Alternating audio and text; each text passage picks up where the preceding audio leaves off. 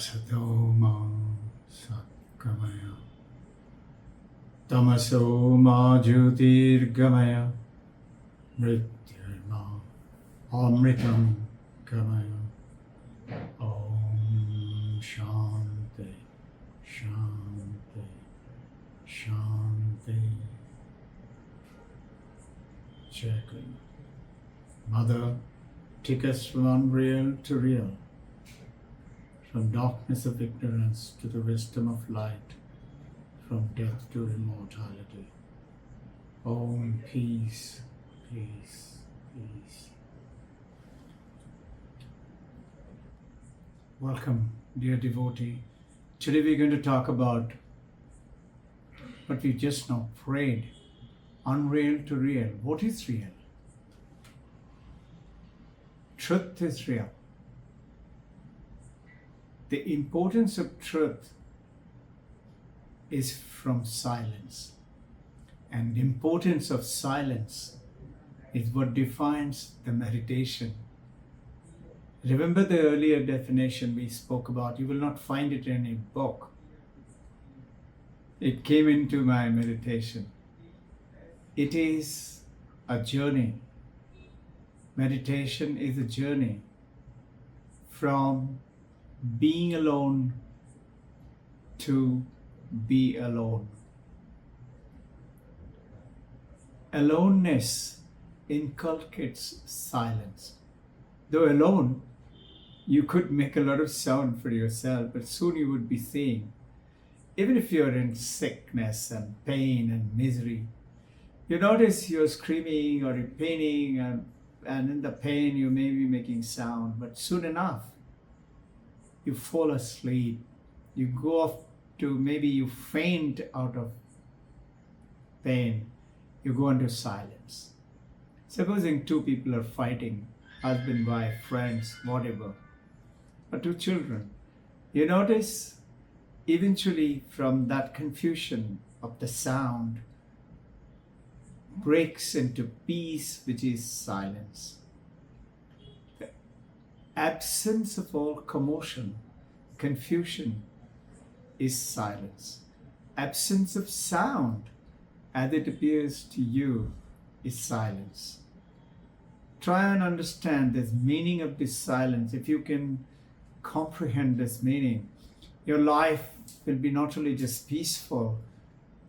I always tell you, touch upon the little bit of Upanishads, Vedanta.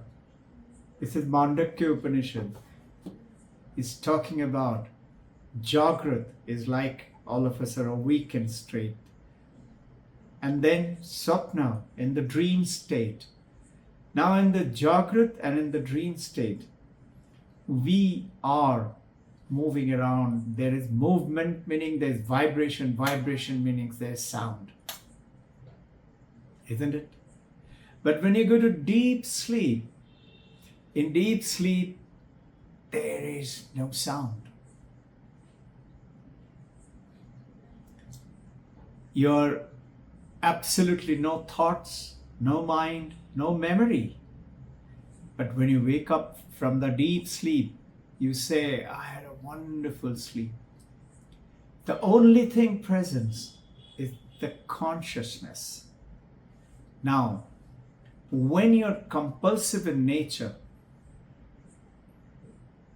there is vibration, there is sound, there is noise. What is compulsive? Seeking pleasure and repetitive methods. Two things. Compulsive nature of a human being, you love to do the things again and again and again. Why? Because you are seeking for perfection. You're seeking for completeness. You're seeking for silence. Compulsive nature is not consciousness nature. And consciousness is Turiya, which Mandakya Upanishad is talking. This Turiya is awareness, is consciousness. Same, awareness, consciousness. Is powering the deep sleep, powering the dream sleep, powering the waking state. These are the only three existence all human beings, all life forms have. All human beings. You experience waking state, dream sleep state, and deep sleep state. All three are powered by the consciousness, which is, as per Mandukya, term is Turiya. Turiya means the fourth state of the human existence, which is the ultimate. The other is the compulsiveness. Compulsiveness in when you know this is not me. But you're seeking me. Me is who? Me is perfection. That is Turiya. That is the consciousness. Now, the importance of silence. Notice in deep sleep, as per the record, there is no mind, there is no thought, there is no memory, there is no dream, there is nothing. Absolute silence. Absence of sound means silence. Absence of sound means, try and understand this, it's an enormous meaning. The more you get into it, the more you understand. That achievement of that perfection where you can get whatever you wish and desire for, because you become that fourth state, the consciousness. Absence of sound meaning absence of vibration. We know that. The sound is because of vibration. Absence of vibration meaning absence of life. Heart is pumping, that's how there is life. Absence of life means absence of creation. Absence of creation means absence of creator. Creator, God also is not there. And you know what is there? One alone exists, and that is Brahman. And that Brahman is Tat Tvam Asi. In Mandukya Upanishad is saying, I am Atman Brahman. That is you. That is that fourth state. This is the power of the silence. That absolute silence is the Turiya, fourth state, which is being alone to be alone. Notice, when you are painfully aware of company, you're seeking company, searching for company, which is what? You're feeling lonely.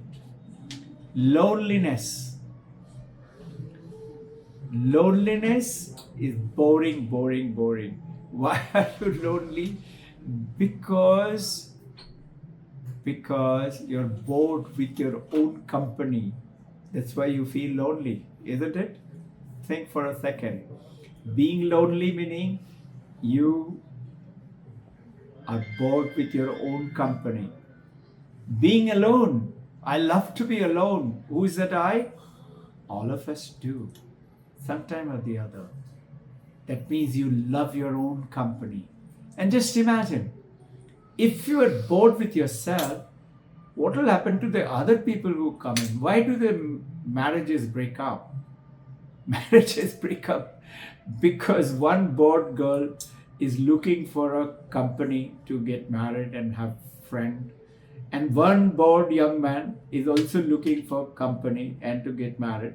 They have enough money now earned in today's world, all over the world. So one bored young girl, one meets one bored young boy, and they meet each other and they are happy for a while, and then soon enough they bore each other and they split away. This is why the divorce. And this is where comes the power of the silence. That when you learn to be silent, you learn to enjoy being alone. You're just holding your friend's hand. Nobody's speaking, but yet you're speaking to each other. I often say, if you ask me to speak for 1 minute, it will take me 1 day to prepare my talk. If you want me to speak for 1 hour, I'll start speaking right now.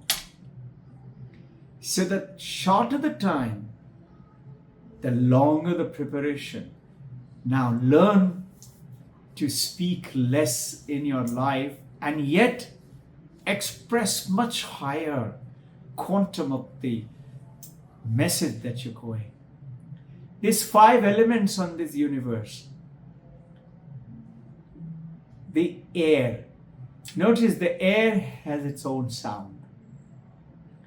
Notice water too has its own sound. Earth too has its own sound. Air has its own sound. And sky, ether, too has its own sound. All the 5 elements has its sound. But when you are meditating, you're alone, and journey from alone to be alone is from silence to deeper silence. You're getting into that deep zone in which, understand, many people practice Maun breath. You must have heard. Practicing Maun breath is practicing silence. Correct? You cannot practice silence and be silent. How? You cannot practice life and be life. Whatever you're practicing, meaning you are not that. You're practicing to become that. Isn't it? That is the shabd called Maun breath. You take, I will not speak. You're making an effort. But there is a word in Vedanta called nishabda. You practice from being alone to alone is nishabda, in which you're absolutely still. And when you reach that state, soon enough you will find something will happen. And you know what will happen? Your body will lock itself. It will not move. You will not forget about feeling of restless. Restless is what? Movement. Movement is sound. But when you're locked, you're absolutely still. You're deep in silence. That is nishabda. This state of the nishabda is the state of consciousness. Opposite of consciousness is compulsiveness. Compulsiveness makes you seek pleasure. Why pleasure? Because you want to seek pleasure, and through pleasure, happiness, to what? Searching for being complete. I want to be complete. I know I'm not complete. And how do I know I'm not complete? Because I think I'm this body, a man or a woman. I think I'm a name, I'm an age, I'm an appointment, I have a place, and this is where I belong, on the earth, or a house, or a city, or a town, or a country. Are you with me? But the moment you go beyond that, you know you're perfect. When you know you're perfect, you're conscious. You are using consciousness. Like Paramahamsa Ramakrishna's famous story of the washerman using the diamond. That diamond is always there. The ultimate reality is with you and me. The washerman always had the diamond, but didn't know. He was ignorant. So he was seeking wealth through scrubbing clothes and using the diamond to take away the filth from the cloth. Moment he realized this is diamond, he created a beautiful world and all his suffering vanished. And instead of the money that he got the answer. That's a story to tell you. That ultimate reality of the consciousness, the awareness, is within you and I as nishabda. You can dance in silence. You can converse in silence. After all, A baby who is born silently communicates with mom. And mom understands by the touch of her hand, baby realizes, this is my mom. How does the baby know? Have you ever wondered? Have you ever wondered? Think of it. I will not give you the answer, but reflect upon it. See if you can find the answer, dear devotee. You're a champion Vedantist. And that is, how does a blind man learn how to smile? Do you know how children learn to smile? Babies learn to smile. As per the pediatricians, the mother keeps putting their finger in the, just below the chin or in the twig and say, smile, baby, smile, baby, smile. And the baby is not realizing, but he is hearing the word smile. And he does something like a twig like that. And mommy said, he smiled, he smiled, he smiled. Or she smiled, she smiled, she smiled. Baby knows if I do this twig, everybody else, the face outside is happy. And that face outside later on realizes my mom. This is how you and I learn to smile. How does the blind man know to smile? Reflect on it. It's a wonderful question. So today's session, I want you to understand the essence of the Mandakya Upanishad is talking to you about the Turiya, means the fourth. Turiya in Sanskrit means the fourth. Jagrat, Swapna, Sushupti. In Sushupti, you're already, all three are powered by the consciousness, Turiya. And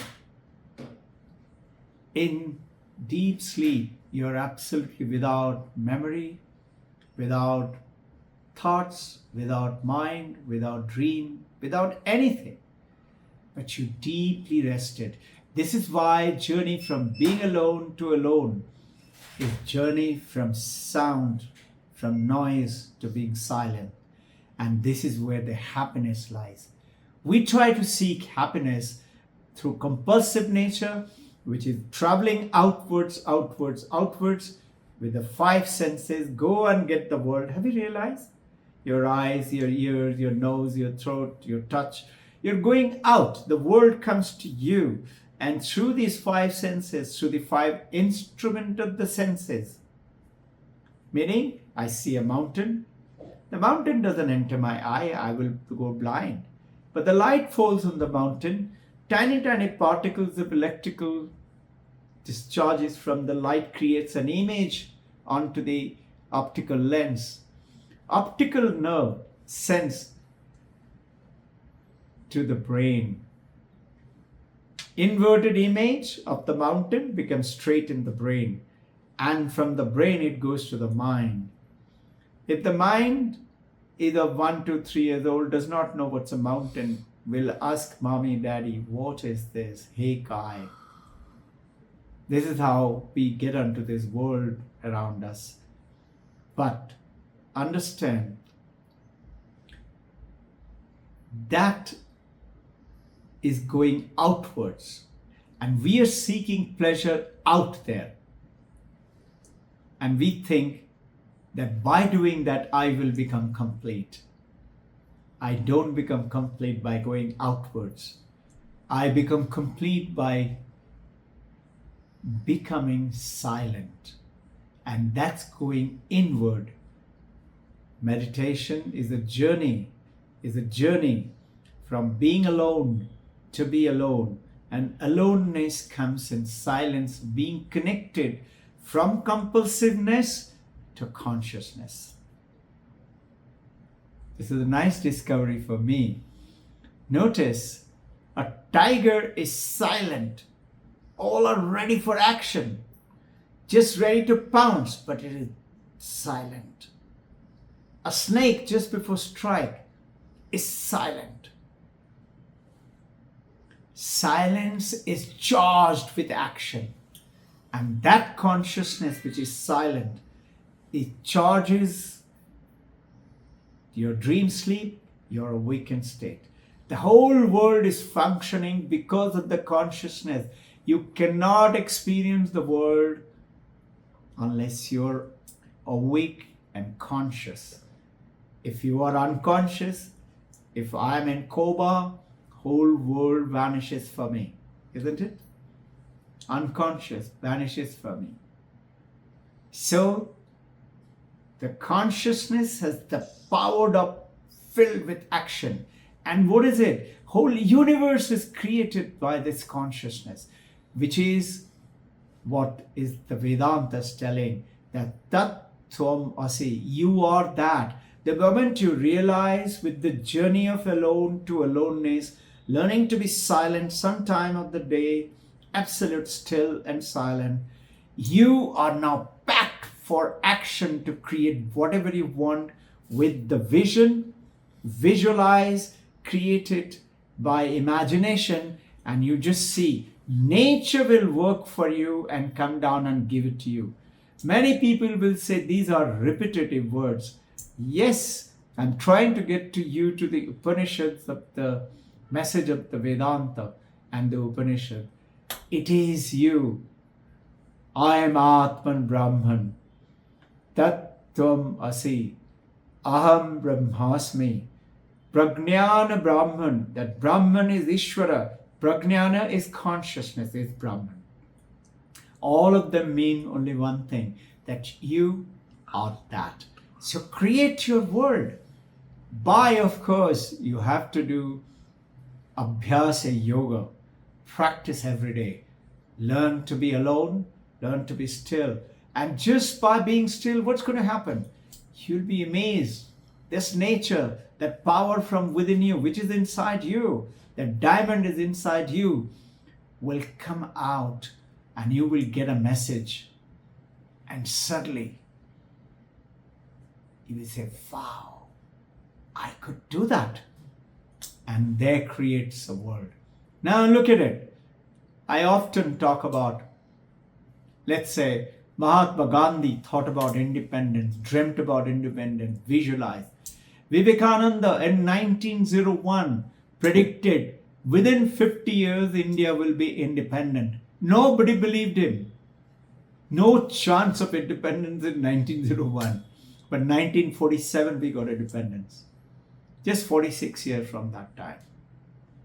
Think, Wright brothers dreamt of flying. Nobody believed them. And many more examples. You have it. Reflect. Jai Guru. Learn to be silent. Learn to dive within. The wealth of gem is within us.